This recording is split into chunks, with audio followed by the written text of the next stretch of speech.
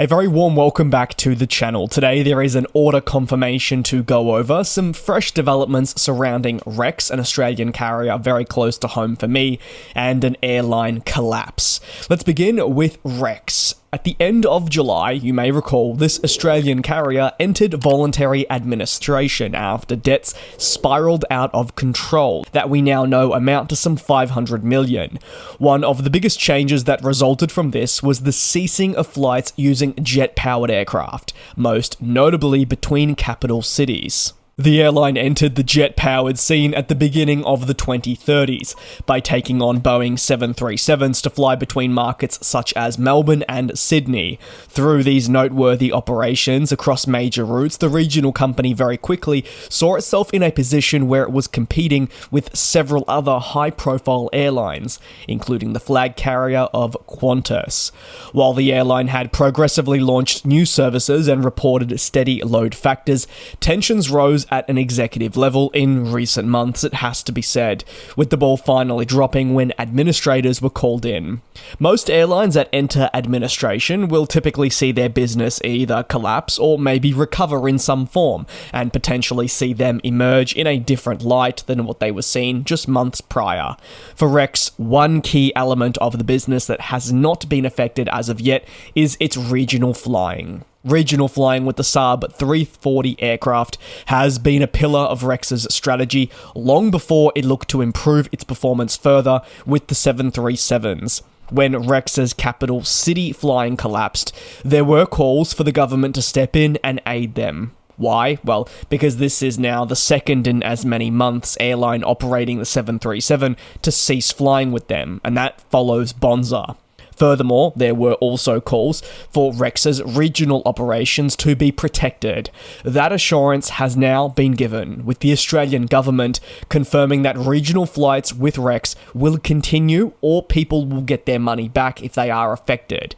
But really, the Australian government has publicly confirmed that having a strong regional space within the country is something that's fundamental, and as a result, actually keeping Rex afloat is highly important. The appointed administrators that I've covered on several occasions now are said to be working closely with Rex, also the Australian government, to serve not just the best interests of the employees that still remain, remembering that a significant bulk of them have been offloaded, but also the public that rely on Rex's air services across the country. Onto some more positive news, and Boeing has confirmed the finalization of a landmark purchase from El Al Israel Airlines for up to 31 next-gen planes. The order is the largest in the company's 76-year history and represents a commitment to future flying, with a focus on the fleet's modernization efforts and growth. El Al states that the purchase will allow it to offer the highest level of technology, but also advanced customer service across single-aisle operations, with the capabilities of the MAX really shining through. El Al believes the MAX will be instrumental in modernization efforts, as remember, it will also look to work alongside an existing fleet of Boeing 787s. These 787 Dreamliners act as a pivotal part of the wide-body operation and therefore the long-haul network. However, modernizing the fleet through the MAX will also be beneficial. Not only will it allow for the retirement of aging single-aisle planes that are currently present, but because of the natural progression of the MAX from the NG, it will open up new possibilities too.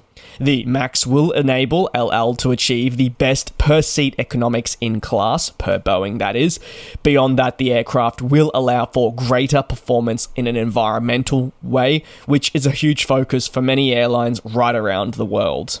While many companies look towards the natural progression of their fleet, including a focus on removing older planes for newer ones, sustainability and meeting emission targets across future decades are equally important.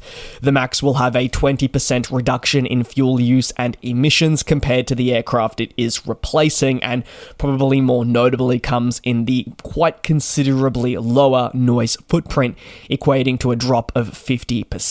Boeing says it's excited to finalise the purchase from LL to provide future MAX jets to them, and they believe the aircraft will aid them quite substantially for many decades to come. Obviously, it is another commitment for Boeing as well, and adds to the existing backlog of 737 MAX jets, which, it has to be said, has experienced its struggles, while encouraging that the backlog is continuing to rise and companies are showing faith in the product that Boeing is putting out. They know they have an uphill battle to really polish up their operations and move forward fundamentally in a better manner. Hoping a switch at an executive level and all the significant investments we've seen in safety and culture will allow them to finally turn themselves around for good. LL is adding to an already busy year, saying it would take on additional 787s and obviously now finalising a commitment to the MAX.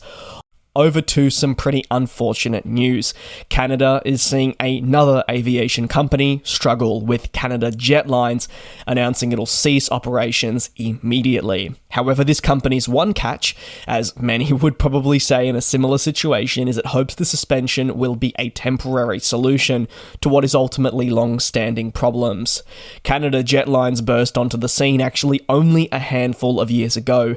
Despite being founded in the early 2010s, it commenced operations almost exactly 2 years ago. Headquartered in Ontario, it's looked to offer not just scheduled flying but also charter flights as well. Much of its network development through the years has focused on markets in the Americas, with also a big focus on those warm weather locations further down south from Ontario. However, recently, the company has been left scrambling to secure much needed capital that would allow it to stay afloat and continue developing. And this search for capital is not something that we didn't know about. It's been very publicly discussed. Now, however, it has failed to obtain the necessary capital in time and has publicly said that it will file for creditor protection. In a press release, a spokesperson for the company said that it had basically pursued all available alternatives to ensure that its financial future could be solidified in a way that would allow it to continue flying. But this just wasn't possible. The suspension of flights also comes just days after key executives, including its CEO, left, casting some pretty big doubt about the operational future. And then when we received the news that they would no longer be flying, well, it was the nail in the coffin. While some analysts would argue that Canada Jetlines' situation is hardly surprising, it does follow a trend of low-cost units, even charter companies, or if we want to strip it down to new endeavours within Canada, failing across the 2000s. In most recent times, we've seen several companies launch and ultimately collapse. I'm looking at Lynx Air. Swoop, despite its integration back into WestJet, also struggled, and we know there's a lot of question marks around Flair Airlines. The reality is, competing with Air Canada alongside WestJet has always been a challenge for these operators despite their best intents, and executives have never been shy about highlighting this. There is that general consensus in Canada that people want another option, but that never eventuates to a firm and successful company emerging. Canada Jetlines even said that its business model had shifted several times because it struggled to find a profitable way to operate. Ultimately, they haven't been as successful as maybe they would have liked, and the long-term future is to be questioned without the capital. And even if they get the capital, how much longer can they continue flying? That'll conclude today's aviation news recap. Thanks a lot for your support. Take care, be safe, and I'll see you same place, same time tomorrow for your next industry recap. And we'll fly.